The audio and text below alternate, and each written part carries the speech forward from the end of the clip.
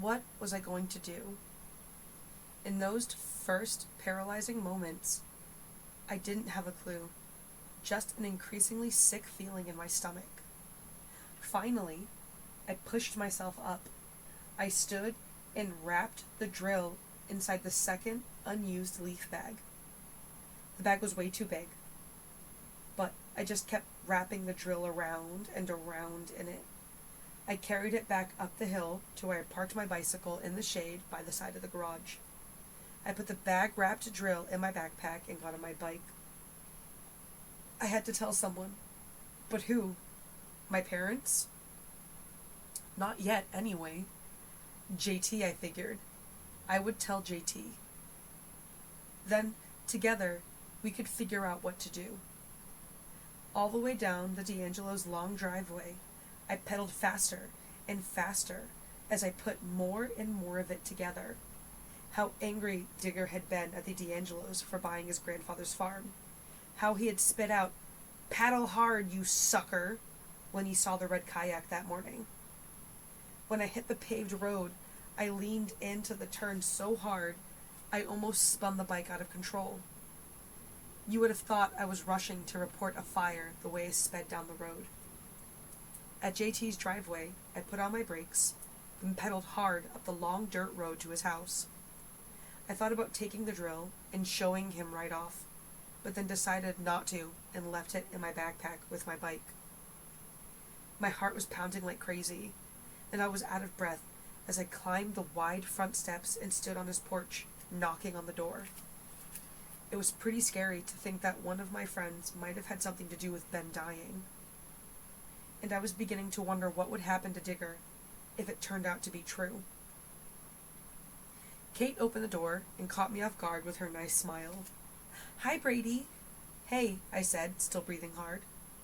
The smell of something baking, something chocolate, wafted up behind her, and I spied JT's cute little sister Carrie peeking around the corner to see who had come.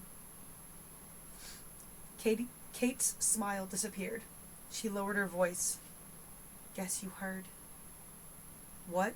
I asked, confused, a little panicked. Did she know what I knew? Had I missed something? "My father's in the hospital," she said. "Carl came with the ambulance this morning and took him." No, I didn't know," I managed to say. "Your father?" Kate nodded. "He passed out at the breakfast table." She indicated with her thumb. "He's back awake now. They called from the hospital. We think it's his kidneys. Remember when he had that really bad attack a year ago?" I did remember. JT's father was in the hospital for almost a month. I even came over and helped JT with the chores after school. Kate's news blew some of the steam off my anger. "I'm sorry to hear about your dad," I said, but I wasn't forgetting why I had come. "Is JT here?" "He's culling down at the chicken houses," she said. Wouldn't you know it? We had a huge shipment of new chicks yesterday. "Think it would be okay if I went to see him?" I asked. "Sure," Kate said, nodding eagerly. "He'd be glad to see you." "I'll go give him a hand then," I said.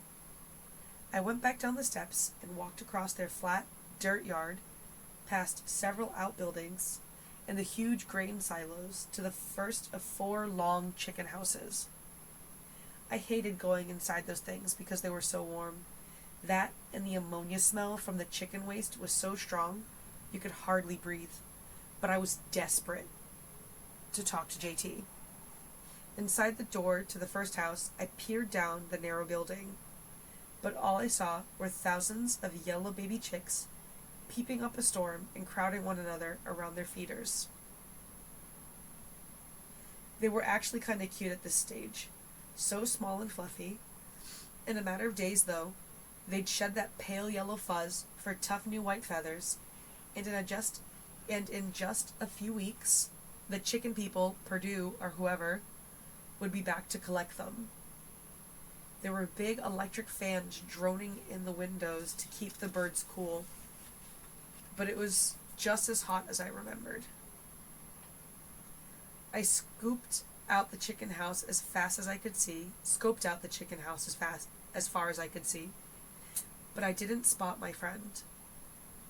Back outside, I took in deep breaths of fresh air and walked, my feet scuffing up dust, over to the next chicken house. Inside the door, I saw JT right away, wearing a bright red t-shirt. He was about halfway down the building, walking slowly, the chicks parting and making a path as he moved. He had a pillowcase in one hand, and when he bent over occasionally, I knew he was picking out the dead chicks or the ones that were hobbling around, getting ready to keel over. As I walked towards him, the chicks scattered at my feet too. Their high-pitched peeping vibrated in my ear, and the soles of my shoes picked up layers of crappy chicken manure, but it was impossible to avoid. It wasn't until I was right behind JT that he finally noticed me. When he turned and our eyes met, I could see the pain he had bottled up inside. Because of his dad? The sweat dripping off his face could have been tears for all I knew.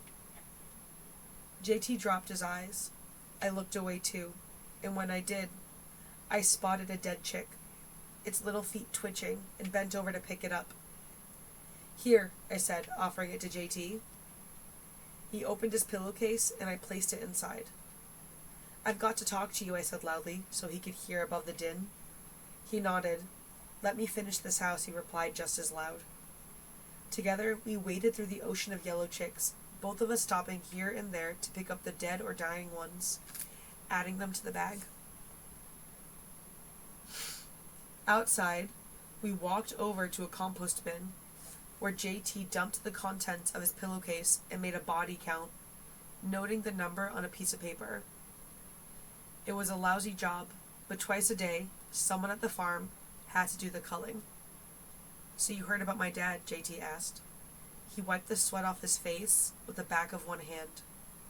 "Sorry," I said. "How is he?" JT folded up the paper and pushed it into his jean pocket. "I don't know. We're going to see him after we eat." "Look," I started.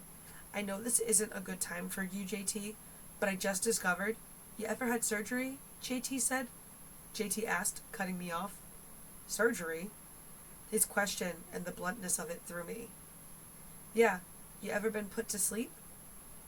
Hesitating, I nevertheless answered. "Once," I said, wondering where this was going. "Remember when I tore the cartilage in my knee during the basketball game back in 6th grade? "Oh yeah," JT said, fidgeting with the pencil in his hand. "Anyway, I'm thinking I'll give my father one of my kidneys, if I'm compatible, that is. People at the hospital, they're going to do a blood test on my mom and me." I stared at my feet, not sure how to respond, then peered back at JT. "JT, I'm sorry about your dad. Yeah, it's awful. But you've got to listen to me, man," I continued firmly, my urgency returning. "Because I need your help." There was a pause. JT was not making eye contact, still fidgeting with that damned pencil. He asked in a small voice, "What is it?"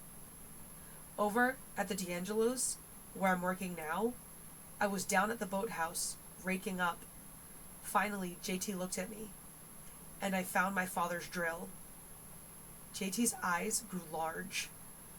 My heart jumped into my throat. "JT?" He didn't say anything, but he took a step backwards, like I was going to hit him. Only something hit me instead. "Do you know something about this? JT, did Digger drill holes in the kayak?" Barely, I saw JT nod his head. I stared at him, and a terrible expression consumed JT's face. "We didn't mean for Mrs. D'Angelo and Ben to get hurt," he blurted out. "Holy shit, JT! You were in on this?" A screen door slammed, and Kate called us. "Guys, where are you?" JT threw up both his hands at me. "Please, Brady, they don't know. Please don't say anything in front of Kate." "Why?" I demanded, screwing up my face. "Why'd you do it?" It was a horrible time for Kate to show up, but she did just then, innocently rounding the corner of the chicken house. "There you are. Hey," she put her hands on her hips and smiled. "Grandma wants to know if you'll stay for dinner, Brady." "It's just BLTs and corn because we're going to the hospital after to see Daddy. But you're welcome to stay." JT and I glanced at each other. "I made brownies," Kate chimed sweetly, trying to entice me to have dinner with them. "Sure. Why don't you?" JT said in an uncertain voice. His hand, the one holding the pencil, was shaking. "I can't," I declared, angry beyond words at JT and Digger, and trying real hard not to show it. Some friends they were, I thought. "I gotta go. In fact, I'm already late." "Tell your grandmother I'm sorry, Kate." I walked away, but when JT tried to stop me, "Hey, Brady," I started running. When I got to my bike, JT was right behind me, breathing hard. "Don't go to Digger's," he told me, grabbing my arm. "Don't go without me." "Why?" "Because I want to be there, and I can't go right now." I yanked my arm away. "I can't believe you guys did it. Why? What the hell were you thinking, JT?" "It was a mistake," JT exclaimed. "Yoo-hoo, boys!" JT's grandmother waved her handkerchief and called to us from the front steps. "JT, can't you convince Braden to stay?" When JT looked back at his grandmother, I jumped on my bicycle and tore out of there, straight for Digger's house.